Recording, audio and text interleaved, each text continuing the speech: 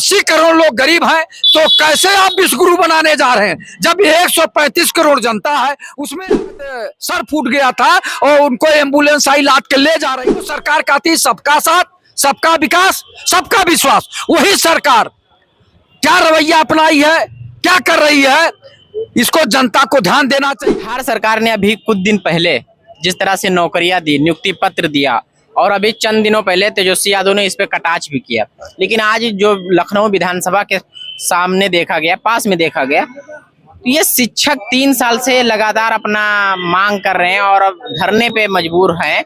उत्तर प्रदेश सरकार क्यों नहीं समस्याओं को हल कर पा रही है?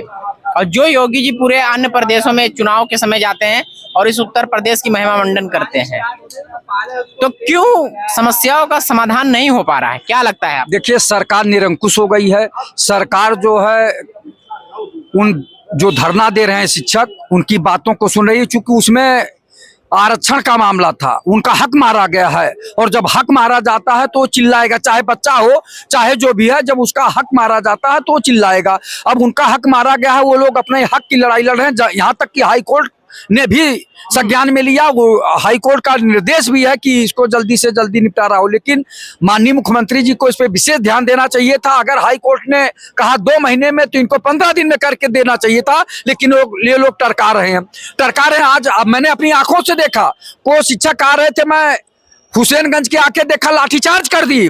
उसके बाद भी वो नहीं माने, विधानसभा तक आए। शायद आपके द्वारा मुझे ज्ञान हो रहा है, जानकारी हो रही है। विधानसभा के वो है जो हुसैनगंज हम बता रहे हैं, वहीं तक, उससे आगे आने नहीं। मैंने देखा हुसैनगंज के सामने छितवापुर चौकी के आगे जो है उनकी जो है लाठीचार्ज हो रहा था, भाग जा रहा था। मैंने अपनी आंखों से देखा ये चीज।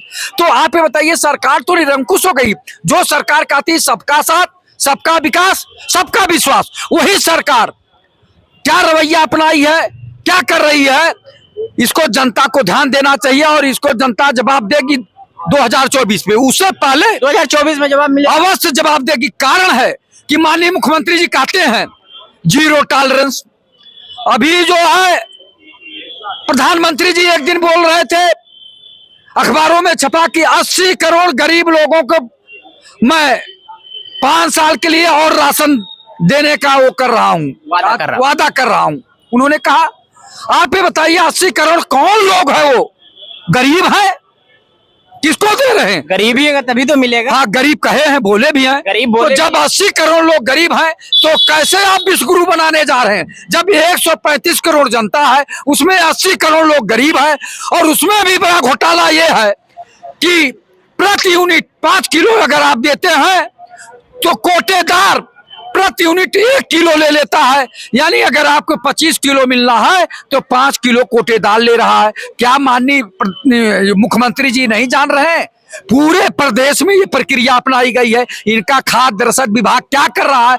और इधर कहते हैं 0 टॉलरेंस, भ्रष्टाचार मुक्त उत्तर प्रदेश। और भ्रष्टाचार में आकंठ डूबता जा रहा है उत्तर प्रदेश। माननीय मुख्यमंत्री जी क्यों नहीं जवाब देते हैं, क्यों नहीं रोकते हैं? और दूसरी बात, ये सरकार कही थी 2 करोड़ लोगों को प्रतिवर्ष रोजगार देंगे, विदेशों से काला धन वापस लाएंगे, देश में खुशहाली लाएंगे, देश से भ्रष्टाचार समाप्त करेंगे, महंगाई समाप्त करेंगे। इस पे ये कदम नहीं मोदी जी चले, नहीं चल पाए, नहीं योगी जी चल रहे हैं। आप बताइए, तो सरकार कैसे चल रही थी? सरकार तानाशाही से चल रही है। तानाशाही से है, एकदम तानाशाही से है। अगर सरकार लोकतंत्र की होती तो जनता की आवाज सुनती। जो ये लाठीचार्ज हुआ, जो आप लोग देख रहे हैं, ये लाठीचार्ज की नौबत नहीं आती। आप ये बताइए, वो कितने दिन से लड़ रहे हैं, कितने दिन से शांतिपूर्वक अपना आंदोलन चला रहे हैं, लेकिन ये सरकार के कान में जू नहीं रेंग रहा। सरकार निरंकुश हो गई है, निष्ठुर हो गई है। सरकार के हम लोग जगाने का काम कर रहे हैं। तो 24 में माहौल इसका क्या लगता है? इसको लेकर 24 में माहौल का काम देखिए, सरकार निकम्मी है लेकिन देश हमारा अपना है। इसकी तस्वीर बदलने को लाखों आंखों में सपना है। ये जो लोग बोल रहे हैं सरकार के कार्यों के विरोध में, सरकार के निरंकुशता के विरोध में, ये वही लोग हैं।